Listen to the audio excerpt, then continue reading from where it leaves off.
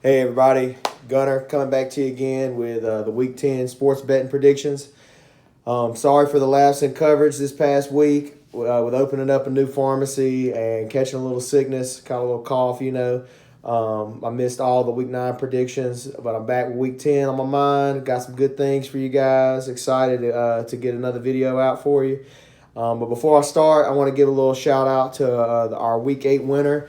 My buddy Kyle, he came up, he picked a couple of the games he had saw, and he caught a nice little dub. And Week 9 winner, Coach Dice, with his nice little parlay, he went and did some research and came up with a nice parlay to get the win last night. And before we get into Week 10, let me go ahead and recap this Week 8 and Week 9 real quick. Week 8, the last time that I made those predictions, all the blue bets, which were those lock bets, all those won. It was a 10.48 to 1 payout, which means if you bet that $100, like we were talking about, you came out with 1,048. So you came out looking pretty good right there. That at least covered any other spare bet you wanted, trying to make a little bit more money. We were also off. We had talked about making a couple different bets. I think we bet $400 or $500 on 4 or 5 between 4 or 5 different parlays.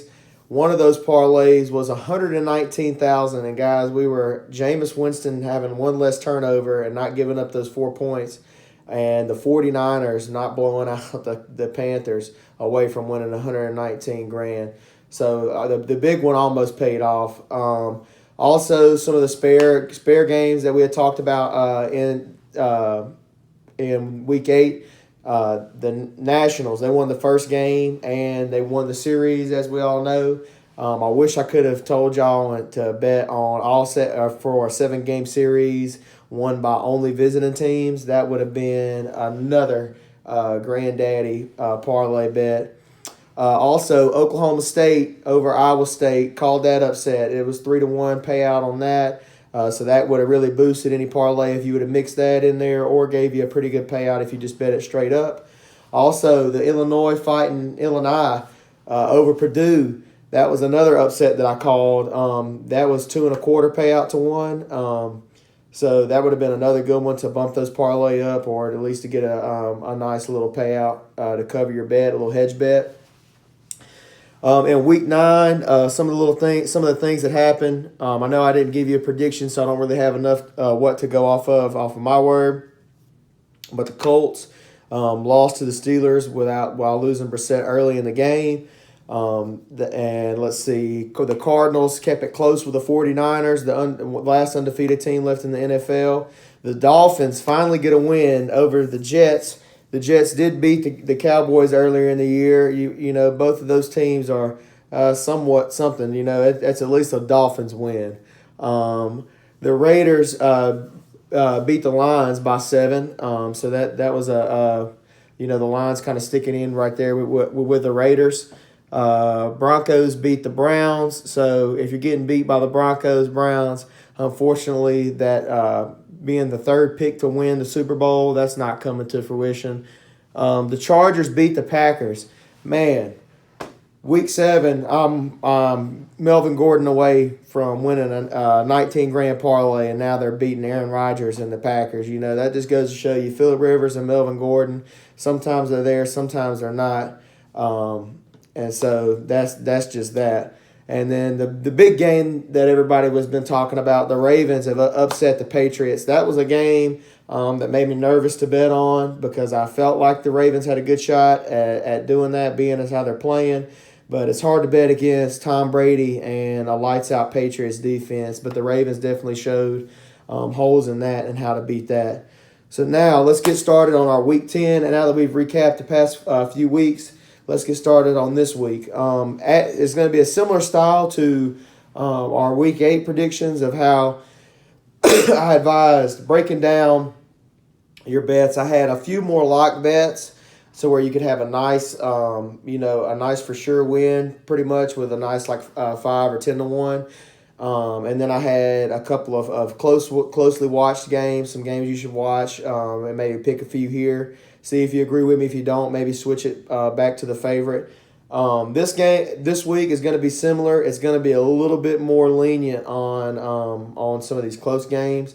I feel like there's a lot between a lot of close games and people playing injuries and people playing just back and forth, real wishy-washy and inconsistency. It makes it harder to call some of these games outright. But let me go ahead and get started on showing you what I was thinking for these games. All right, guys. So as you can see, my locks for this week, I have the Ravens beating the Bengals. That's a -5 to 1 payout, and the Saints beating the Falcons at -6.7. So that pays out for every dollar you bet, you get 38 cents, because if those teams don't win, then it just wasn't meant to be in a parlay. A black cat nor Julia Rose shouldn't be able to affect those games. Those games should come right to the favorites. The should win games. We have the Rams over the Steelers. I have the Rams beating the Steelers, but Brandon Cooks is questionable this week, and the Steelers' defense has been looking very good since the acquisition of Minka Fitzpatrick. He's taken their defense. He's leading their defense in takeaways. They have 22 takeaways as a team. Their passer rating has went from 131 without Minka to 74 since picking up Minka Fitzpatrick. So the defense is playing good. If only we can get the ball rolling on Pittsburgh's side of the ball, they should be able to really capitalize on this playoff picture that they're hoping to seize. And then we got the Packers over the Panthers. That's pretty straightforward. Aaron Rodgers and everybody else is back this week for the Packers. They're playing against the Panthers, who've been playing pretty well, but I think both teams have kind of showed a little inconsistent spurts. But the Packers should walk away with that one. We have the Chiefs and the Titans. Now, this is one of the ones that's not showing right now, on a game that's not showing on where I like to bet or go look at my odds and lines at. And so the Chiefs and the Titans game, though, be another close game if Matt Moore's in, but they should still pull it out with Matt Moore. But also Patrick Mahomes is looking at coming back.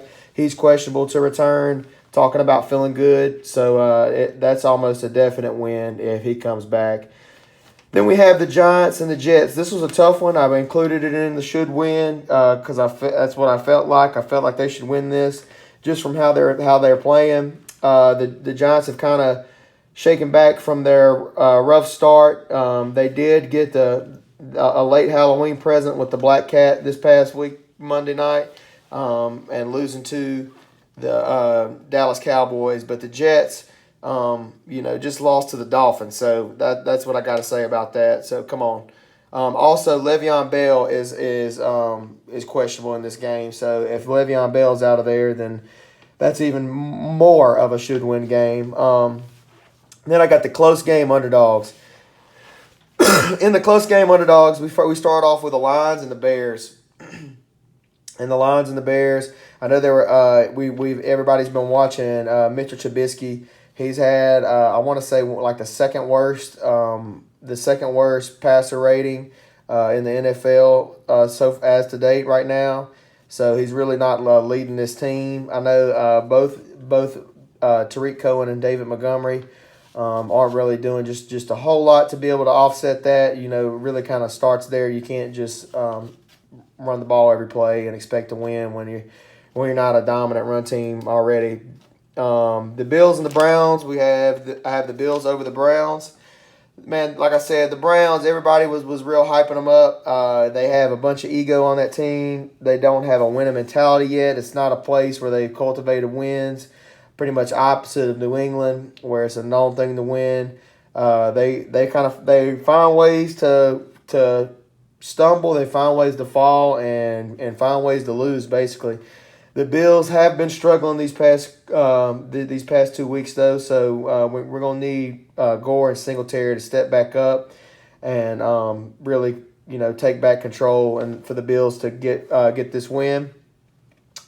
We have the Cardinals over the Buccaneers. And the Cardinals do have David Johnson out, but in his place is Kenyon Drake, who was traded by the Dolphins to the Cardinals, who went off against the 49ers. And so, being that, is that a fluke, or is the Cardinals the type system running back that he is? Does that system fit his running back style? We shall see from this game. The Buccaneers are getting everybody back from pretty much from injury. They got O.J. Howard back. So they should have a full arsenal, but it's going to be back on Jameis Winston for him to pull through. I was definitely counting on him to not have the 3 or 4 turnovers he had last week. So you got to eliminate that for them to have a chance in this game. But I'm going to say the Cardinals edge it out. We have the Vikings over the Cowboys next. I have the Vikings over the Cowboys. Cowboys, like we said, they found ways to beat bad teams, but they've started off sluggish. They haven't really put everything together yet against good teams. The Vikings, they're looking good. Adam Thielen's questionable. They did say that he didn't hurt his hamstring again. I know he came out early last week, but they did say that he did not re-injure that injury, but he was likely to be held out. So it will be up to Dalvin Cook and the other receivers to make sure that they're able to pull that victory out. But they should be able to do that. Then we have a big upset with the Seahawks and the 49ers. As some of you know, my dad's a big 49ers fan, so I get to hear about their 8-0 season at the house. I get to hear him talking about how I should be giving them more credit. And I have gone against them the past couple weeks, and they have shown me different. I definitely thought that Panthers-49ers game was going to be a lot more close than it was. They ran handily off with it. The game last week against the Cardinals aren't bad. They just got to actually come out and perform. And so as they did that last week, the 49ers were able to maintain that win. I do question the Seahawks' ability to go into San Francisco and beat the 49ers. But like my dad had kind of already stated to me earlier, they do have Quan Alexander out. That's a big loss out of their defense. George Kittle's looking at being out. Selleck's out. And so with all those injuries potentially looming on the horizon, they are getting real banged up. So it'll be hard to maintain that shutdown defense and for Jimmy G to have all of his normal passing targets. So I'm going to give the edge to the Seahawks, who've been playing tremendous ball and having some tough losses to some really good teams this year. As we move on, my hot seat favorites. I have 2 games that I think are very, very capable of being flipped against the favorites. One of those being the Chargers versus the Raiders. As we've already discussed, Phillip Rivers and Melvin Gordon are the bane of my parlay bets. They've handed it to me at least 2 of the past 10 weeks that we're in right now. And so they definitely deserve to give me this win and many more, but they definitely need to give me this win over the Raiders. The Raiders not a bad team. I think Josh Jacobs has came back and is at full practice. The last time I checked, that was what they were saying. So with him back, that should give them at least the opportunity to upset the Chargers. And then we have the Colts over the Dolphins, and that was kind of where I came in with that Colts and Steelers little jab at in that Week 9 reference, was that while Brian Hoyer came in and played a good game, he had a turnover late in the game and had a 96-yard pick six to Minkah Fitzpatrick. And so those are some of the things he'll have to avoid in this game. The Dolphins, like I said, they got their first win. They looked pretty good against the Jets. The Jets have beaten other teams. So, the Dolphins getting that first win, we'll see if it was a win once. Or if they're actually on a winning time right now. So if they can keep that win streak going against the Colts. I think if Brissett comes back, then it's pretty much a lock in the Colts' favor right there. But without Brissett, it makes things interesting. The Dolphins odds are positive 350. So 3.5, $3.50 to $1. That's your bet. So that can really boost parlay big time. I have some big parlays actually bet between those with a throwing $7 on a parlay with the Dolphins winning, which boosts that if it's a 8 or 10 team parlay, up into the 2 to 3 digit multiple thousand, like the 10 digit to 3 digit $1,000 range. So as we look back at these NFL games that we got going on, the Dolphins and the Raiders was a plus 105 to that, so that would also boost anything once you get into about over 6 team parlays. If you have a plus in there from about a 5 or 6 above team parlay, that's going to really boost how much that parlay is paying for you. That's why we see it coming down from that 38 cents or from $38 for a $100 bet to when you take both the locks and the should wins, we have a $659 bet. If we do all 3 columns right here, we have 80 grand, 202 off $100. And if we just do the brown and the orange, we have 58 grand, $80. If we do all 3 of them and all 13 bets pay out, that is $173,000. So next week we'll definitely look back and see if that was the bet to make or not. All these bets, these in particular, these oranges, don't be afraid to, if you think that one, if you were a big Bears fan or you think the Browns have had enough and are going to come back, Jameis Winston's not going to keep with the upsets, or you're about them boys and you think that Jerry Jones is finally going to put it together, or the 49ers are going to keep their pace, feel free to switch any of those around. Those will still be good bets. The Steelers could definitely win their game, but it was a little bit further of a stretch. You never know with the Giants and the Jets. So, I mean, you feel free to flip. Use your best judgment. But these are what my predictions from what I've looked at through the injury reports, through the stats, through just all kind of research looking into these games. This is who I feel comfortable betting with and comfortable if I was going to put some money down to put some money on those people. This is the people I'll be doing it. Now, when week 8, I did the MLB. I did a couple NCAA games that I thought were interesting. So this week I don't have any MLB. Haven't got into watching the NCAA college basketball or the NBA yet, and so I don't want to lead you astray there. But we do have quite a few NCAA game day bets. And so as I get into this, as I go in and explaining some of this, we're going to take a look at some of these bets. First off, we have Baylor and TCU playing. This is a game.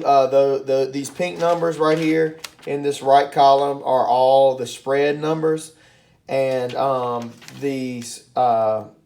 the numbers out beside them are the money line. So that's just a money line is just a flat outright winner. The spread is giving points to the favorite team. If it's negative, they have to beat them by that amount of points. If it's positive, they have to they get that amount of points allotted to them. Also, real quick before we go back into that, some of these games also, especially in this brown and this orange, become definite more sure lock winners if you bet on the point spread system. I just like to do my money line straight up because that last minute field goal or that last minute block may be the difference between you getting 80 grand and you not getting 80 grand. So usually the money lines pay out, parlays pay out a little bit better because they're a little bit better odds versus the little bit more sure odds with the spreads, but a little bit less payout. So if you lose that money line, if you lose the money line, it hurts, but it was usually a lower risk or lower risk bet, a lower payment bet, but a higher risk, and then a lower risk with the spread, but a lower payout as well. So back to the NCAA games real quick. We got Baylor, who is playing a lot better ball right now. They played some really good teams and edged out most of them. TCU, they've taken some tough losses. They've played some good teams as well. They're definitely capable of winning this game. But just off of the past five, one of the things I look at and put a lot of emphasis on is the past 5 games in the NCAA, being as that's how your team is growing. That's a lot of which way your team's headed. If your team's losing or if your team's winning consistently, that's showing where their head's at, where a lot of their ability is, and it's showing their projections. It's easier to extrapolate off of that than looking into some of the statistics and some of the injury reports, because it's hard to find everybody's injury reports for college. So based off of that, Baylor's been playing their last 5 games in particularly. I do look at their full schedule, but their last 5 games in particular have been better and have edged out. So with that, I edged them out over TCU. Next, I have a upset of Kansas State over Texas. As we saw, Texas came out in the opener, lost to LSU. Tough game. LSU being number 1 right now. That's not a bad loss. They've also lost to Oklahoma. That's not a bad loss. They're still number 9, and they've lost to TCU, which was a tough game, like we've talked about. But as we've looked at some of them, Kansas State beat Kansas 38-10, whereas Texas beat them by 2 points. Kansas State also beat Oklahoma, who was number 5, and TCU, and their only 2 losses were to Baylor and Oklahoma State, both really good teams playing really good ball right now. Texas also lost to TCU and Oklahoma. So I'm going to give Kansas State the edge, especially with a 2-1 payout right there. I feel like that's pretty much easy money. Then we got Wake Forest and Virginia Tech. This was a tough game. Both teams beat North Carolina, the Tar Heels, which almost beat Clemson earlier in the year at home. I will say that Wake Forest is 7-1, but they don't have any just wins you want to write home about. Anything that's just too terribly just immaculate. Virginia Tech, they had a 1-point loss to Notre Dame last week, who was sitting at I think 16 or something like that. I may be mistaken in that number, so don't quote me on that. But they had a 1-point loss to Notre Dame last week, which is a big game. Notre Dame's good, and so while it was hard to declare this win, I really wanted to put it on Virginia Tech. I gotta say, with both of them beating the Tar Heels by about the same amount, and just both of them not really having any notable wins. Even with that 1-point loss to Notre Dame, that's just one game, so I got to give it to Wake Forest right there. Moving on from that, we have Iowa and Wisconsin. Now, Wisconsin beat Michigan earlier in the year, and in the last 2 weeks, they have losses. Iowa has beat Northwestern and Purdue, both of good teams, and I got to give it to Wisconsin from looking at their past couple games, and Iowa's past couple games. Iowa lost to Michigan, which was a tough loss. It didn't get out of hand, but it still was a game I felt like they should have won. Another close game, like I think this one's going to be.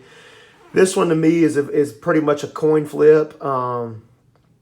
I put Wisconsin to win. If you feel differently about the Iowa Hawkeyes, it wouldn't be a stupid bet. I also wouldn't necessarily bet Wisconsin, being that it's that negative 370 right there. That means for $100, you'd have to bet $370 to get $100. That's just too much on a coin flip for me right there. On a coin flip of a game, it could definitely go in Iowa's way. So if you're feeling that way, I wanted to include it because if you're feeling that Iowa's got that, then they definitely can. This definitely can be a game to go that way. You could also even buy some points back or give some points back. So instead of that 9.5 deficit, you could give Iowa 3, and it should it'll should increase their odds a little bit, or it'll decrease the odds from that because it'll be probably a negative, but it'll increase it to a positive in between, probably negative 110 and that positive 285. It should be somewhere in between that with a 3-point range. Then we got Appalachian State and South Carolina. This is a game that most people wouldn't even bet on, most people wouldn't look at, but following the NCAA as I do and watching these past few weeks, Appalachian State has been on a little hot streak. They beat the Tar Heels at the Tar Heels house. So they beat the Tar Heels at their house, something that Clemson was barely able to do. And South Carolina lost to the Tar Heels at South Carolina. So that just goes to show you the even teams. Both teams have played the same team from earlier. And South Carolina has also lost this year to both Missouri and Tennessee. So with that being said, they did beat Georgia a couple weeks ago, but I think Appalachian State could edge them out right here. I'm just looking at what they've got. I think Appalachian State could easily get that. If you don't feel confident in that game, you don't have to bet it. I just feel like we're going to look back next week, and I'm going to be pumped up telling you, I told you so. Another I told you so. A team that I've been really hyped on since week 7 is these Illinois Fighting Illini. They've really been putting things together. They've really been making things happen. Everybody's still thinking of Michigan State from a year to 2 or 3 years ago. They're still thinking of the team that they used to be, not the team that they are.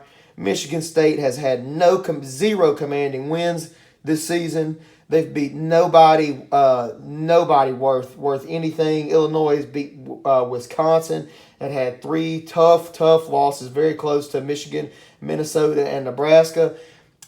This team is easily suited to beat Michigan State, and with that 475, almost 5-1 payout, that's something I would almost take just head up, or that's something if you wanted to bet these lock games and maybe throw in Michigan State over Illinois and do a $10 bet. I mean, you're looking at probably about right at 8 maybe 10 grand probably right there.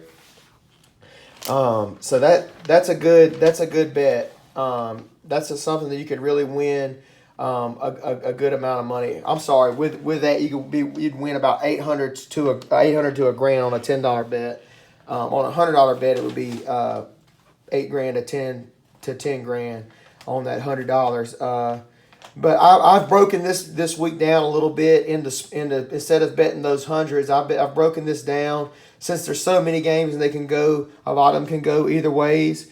Breaking them down into a multiple 8 to 10 to 12 game parlays, all at about $10 to $20. Back to the board. That when I'm telling you, Appalachian State and Illinois and Kansas State are going to be 3 of the hype wins I come back and tell y'all about next week. I'm going to be excited to tell you that I told you so on those.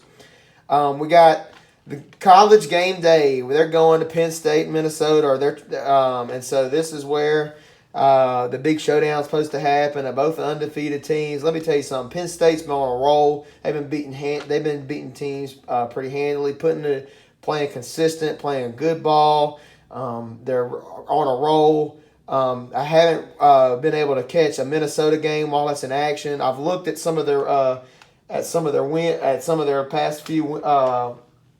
past few games.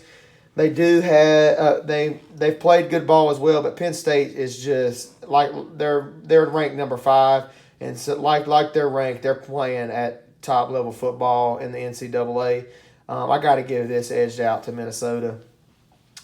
Virginia and Georgia Tech, the Cavaliers are looking really good, are looking a lot better than Georgia Tech is, if you put it like that. They definitely should edge that game out. That would be a game I would have as a lock. And the Georgia game versus Missouri, that's another lock game. While I wouldn't hate it if Georgia lost, I don't think it's going to happen. And wouldn't be something I would bet on. Georgia's going to win this game. That's another lock bet. Those past three, I would say, are pretty much locks. If you were looking at maybe trying to do an NCAA parlay strictly. We also have Notre Dame versus Duke. Notre Dame's played some decent games, and Duke the same way. Looking at their games, I got to give it out to Notre Dame. With Oklahoma, they've been dropping in the polls since their loss to Kansas State. And Iowa State has played some good. They've played some good teams. They've had a few good wins. They've had a few losses that I thought they shouldn't have lost to. So playing at Oklahoma, that if you just take that Kansas State game out, is in the mention or in the talk or in the college playoff, in the talk for college playoff right now. That's not a game I'm going to bet against them on that. So I'm going to stick with OU right there. Then we got Boise State and Wyoming. I picked Boise State to win. Wyoming doesn't have a whole lot of anything to really make me think that they should be able to upset Boise State. But Boise State, I have watched the Boise State Air Force game last week. They played sloppy. I didn't think they played good. I thought they were lucky to get out of there with that win. I've caught the tail ends and highlights of their games throughout the year. That's kind of what I've amassed it to. Their team this year is somebody that is not doing all the little things right, and not coming out and just putting their throat on the teams they should be, which is what I think Wyoming is. I still think they'll get this win, so I put them on the money line. Do I think that they will beat them by 13? Now that might be a bit of a stretch. The last game that we got, second last game we got right here is the Arkansas Razorbacks versus Western Kentucky Hilltoppers. Western Kentucky's played some pretty good teams this year. They've played so they played some pretty good ball. I definitely thought that they can get this win right here. Arkansas has had some big losses. They've lost to pretty much everybody in the SEC. They're at one of the downest that they've been in a long time. The spread is only 1.5 points. With that 1.5 spread, that's one that, like I said, can go either way. Very similar to the Baylor TCU or the Iowa Wisconsin game. But I think Western Kentucky can do this. This would be a good win for them. They like playing SEC schools and like getting the wins, like being able to put up points on them. So if you look at their past five compared to Arkansas's past five and throughout the year, Western Kentucky's got a good shot to give this. And I like to make my money work for me. So if I got to pick one of those two, I'm definitely picking Western Kentucky on this game. Now, the game that I know everybody's been waiting on is the Alabama-LSU game. This one is going to be a good game. If you're looking for me for advice, this is a game that I would say last year I thought was the LSU's year to win it. And I said I would never, if we lost, until we beat them, I just wouldn't say that we were going to beat them. And then Joey Burrow came out. The offense came out. They've been lights out.